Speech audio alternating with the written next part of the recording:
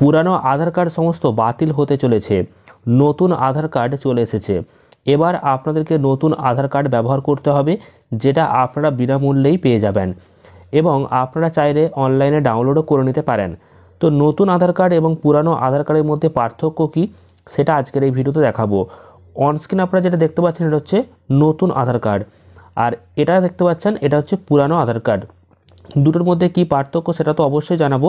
তার আগে আপনারা চ্যানেলটিকে সাবস্ক্রাইব করে রাখুন পরবর্তী গুরুত্বপূর্ণ আপডেটগুলি পাওয়ার জন্য। তো এই যে পার্থক্য, ওই পার্থক্যগুলি দেখার আগে আপনাকে কিন্তু অবশ্যই শিখে নিতে হবে কিভাবে আপনি আপনার আধার কার্ডটিকে ডাউনলোড করবেন, এবং ডাউনলোড করার পর কিন্তু নিজেরাই বুঝতে পারবেন যে কী পার্থক্য রয়েছে। তো চলুন আগে দেখে নেওয়া যাক কীভাবে আপনারা আপনাদের আধার কার্ডটিকে মোবাইল থেকে ডাউনলোড করবেন। আধার কার্ড ডাউনলোড করার জন্য আপনাকে প্রথমেই গুগলে এসে সার্চ করে নিতে হবে myAadhar.uidi.gov.in। এটা লিখে সার্চ করার পর ঠিক এরকম একটি পেজ আপনার সামনে চলে আসবে, এবং এখানে আপনারা কিন্তু নিচের দিকে আসার পর দেখতে পাবেন যে এখানে অপশান রয়েছে লগ ইন বলে। এই লগ ইন অপশানে কিন্তু আপনাকে ক্লিক করে নিতে হবে। এখানে ক্লিক করার পর নতুন একটি পেজ আসবে, এবং এখানে আপনাকে আপনার যে আধার কার্ডের নাম্বার সেটা কিন্তু এখানে লিখে দিতে হবে। আর তারপর এখানে যে ক্যাপচাটা দেওয়া থাকবে সেই ক্যাপচাটা কিন্তু দেখে দেখে এই নিচের ঘরে লিখবেন। আর যদি ক্যাপচা বুঝতে অসুবিধা হয় তাহলে কিন্তু একবার এই ডান দিকে যে তীর চিহ্নগুলো রয়েছে এগুলো একবার কিন্তু টিপে দেবেন, তাহলে কি হবে দেখবেন এটা দেওয়ার পর আবার চেঞ্জ হতে থাকবে।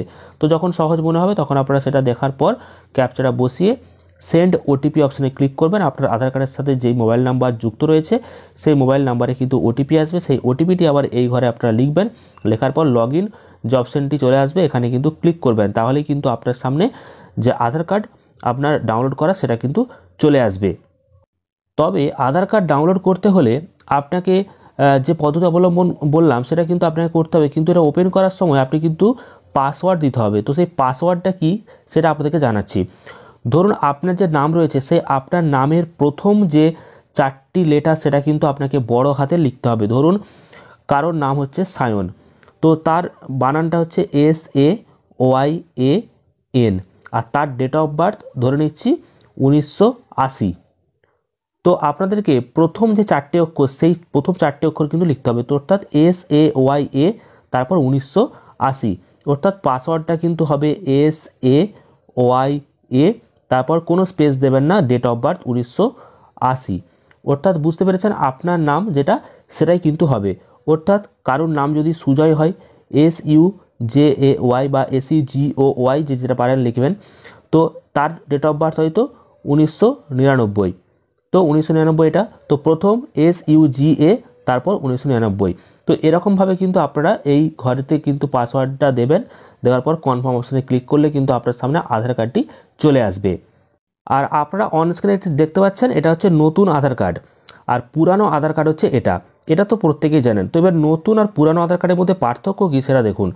পুরানো আধার কার্ডে কিন্তু এখানেতে যেটা রয়েছে বাবার নাম দেওয়া আছে, ডেট অফ বার্থ দেওয়া আছে, সব কিছু দেওয়া রয়েছে।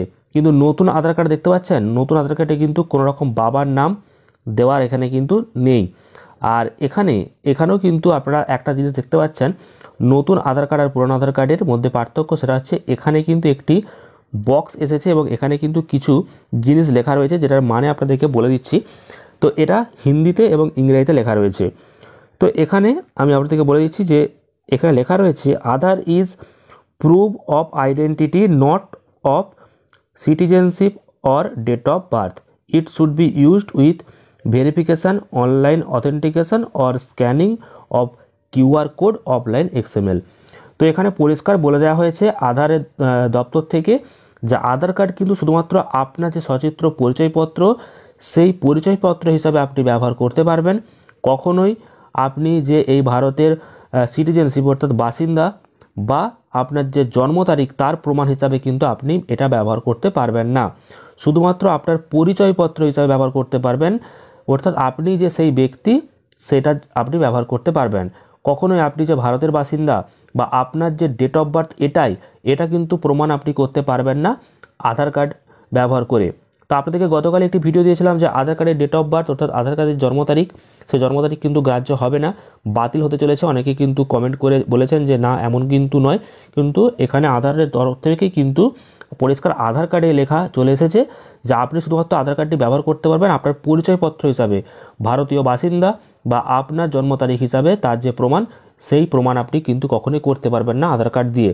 সেক্ষেত্রে কিন্তু আপনার জন্ম তারিখ প্রমাণ করতে গেলে ডিজিটাল বার্থ সার্টিফিকেট লাগবে, আর আপনি যে সিটিজেনশিপ সেটা প্রমাণ করতে হলে আপনাকে ভোটার কার্ড বা প্যান কার্ড ব্যবহার করতে হবে। আশা করি বুঝতে পেরেছেন। এটাই হচ্ছে নতুন আধার কার্ডের আর পুরনো আধার কার্ডের মধ্যে পার্থক্য।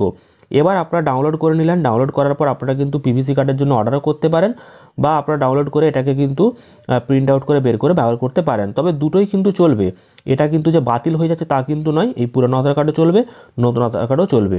তবে নতুন আধার কার্ডে শুধুমাত্র এটা যুক্ত হয়ে গেছে, এই লেখাটা পরিষ্কার লেখা রয়েছে, আর এখানে কিন্তু বাবার নাম দেওয়ার কিন্তু জায়গা নেই, অর্থাৎ বাবার নাম এখানে দেওয়া হয়নি। বাকিটা কিন্তু সবটাই একই রয়েছে। তো আশা করি বুঝতে পেরেছেন আধার কার্ডে কী কী পরিবর্তন হয়েছে, কীভাবে ডাউনলোড করবেন।